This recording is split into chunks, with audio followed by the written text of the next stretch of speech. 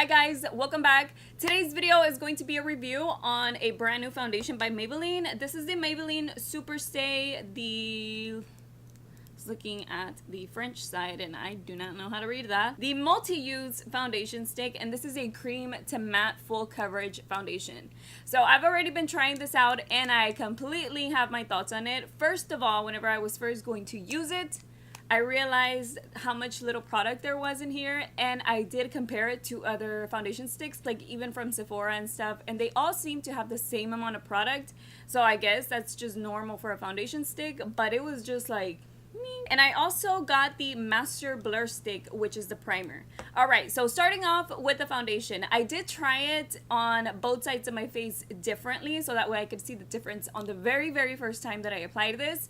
And so on one side of my face, I applied the primer and then I blended it out with my fingers. I felt like that was the easiest way. I always apply primer with my fingers and you know, it always works fine. And it was just a little bit hard to spread it out all over my face, but I still used it like that. It was fine. It's like I never use a brush for my primers. I was like, whatever, I'm just gonna blend it out with my fingers. So I did that, and then I went ahead and I applied the foundation. The foundation in itself, it is super creamy. It is really nice. It feels good on the face. So I started blending out the foundation with the little brush that it comes with because I really wanted to try it out. I'm so like, I feel like I'm kind of uncomfortable. Okay, so I used the little sponge that it comes with just to try it because I doubt I will ever use it again. But I wanted to see how well it would work, and honestly, it blended out my foundation fine. It just took forever. If you wanted to try this, or if you were in a hurry, you just want to blend a little spot out, you know, later on, I think it's fine. I don't know, it wouldn't be that easy to clean, I wouldn't think, but I don't know, I haven't tried. So yeah, I did blend it out with the sponge just to see how well it works since it does come with the foundation. Alright, and then on the next side, I did the same with this one. I blended it out with my fingers, and then I blended it out with my foundation brush. This one is the Sigma Flat Kabuki brush, and it blended my foundation perfectly. It was really easy. It was a lot easier than the other side, and it was just a lot faster because it's bigger, but it did a really good job. I would say that the foundation is not 100% full coverage, but it's almost there. You just have to go back to the little areas that you feel like you missed, and then it will be 100% full coverage, because honestly it does give you a lot of coverage. By the way, I have dry skin, like super dry skin. It's summer now and my skin is still really dry. I do get a little bit oily, but my skin overall is still dry. I get just oily around my nose and stuff. Something very little, everything else is pretty much dry. And I noticed I just had like little bitty dots, little bitty, like it looked like if it was powder, like around my hairline and around my jawline, because I do apply the foundation, like, you know, I blend it out all the way to my neck and stuff. So I had all these little balls of product around my face. I was like, I don't know why the foundation is doing that. It's just kind of weird. Maybe it's because I'm rubbing it or I'm buffing it out, or I don't know, but both sides did that. So there was that, and I was just like, okay, who cares? You know, I'm gonna give it a chance.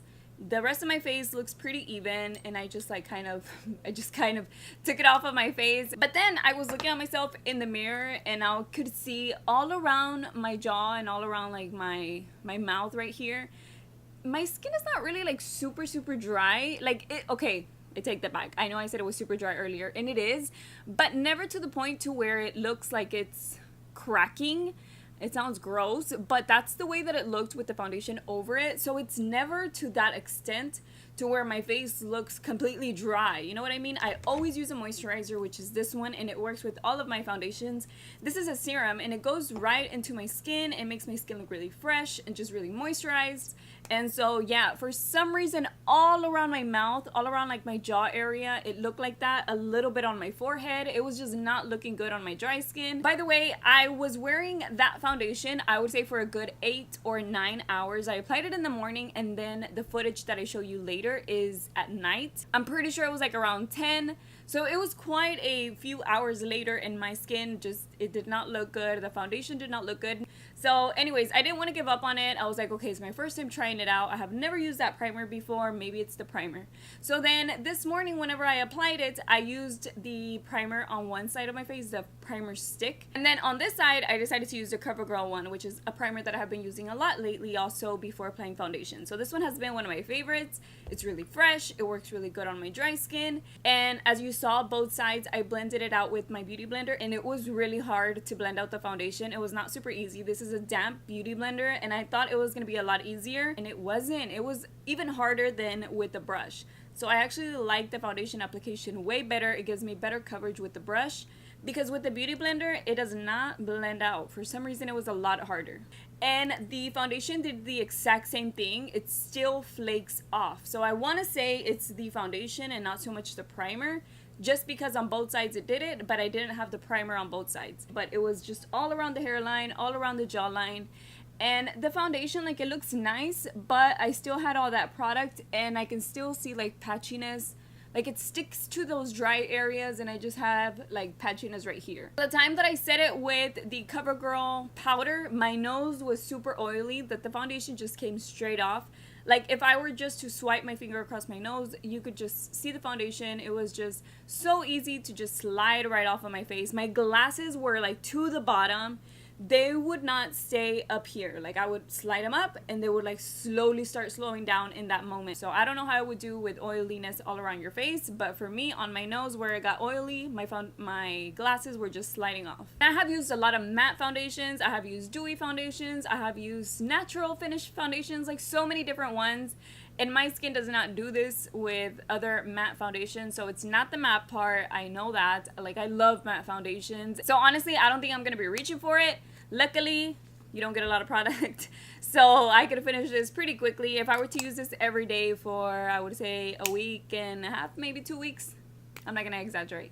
If I were to use this foundation for about 3 weeks straight, or let's say a month straight, I could finish this foundation super easily. I feel like it's a wearable foundation. If I didn't have the patchiness on my face, I feel like I could wear this, you know, outside, even though it's super hot, because it's not super thick, and it doesn't feel like it's cake face either. It's just really patchy on my skin. Now, the foundation did work a lot better with the CoverGirl side, so if anything, to use up the foundation, I will be using it. I just won't be using it with the stick primer, but I will be using it with this one. Other primers, I feel like it really helps with oil control most of the time right here. This is my problem area with oil, so that's where my glasses are. I guess, I mean, that's my fault. I mean, I wear glasses. What can I do? I can't see. But I wouldn't recommend the primer to anybody. Even if I thought you have oily skin and don't have any pores, I still wouldn't recommend the primer. It's just not a good primer. I would say get something else. Get this CoverGirl one. This is perfect. It's beautiful on the skin. Makes my foundation look nice. Yeah, guys, I just didn't really like these products. They didn't work out with my dry skin. If you had a different experience, I would love to know. If it works for oily skin, I would love to know that too, so other people can see that. So yeah, that is how these two products worked on my dry skin.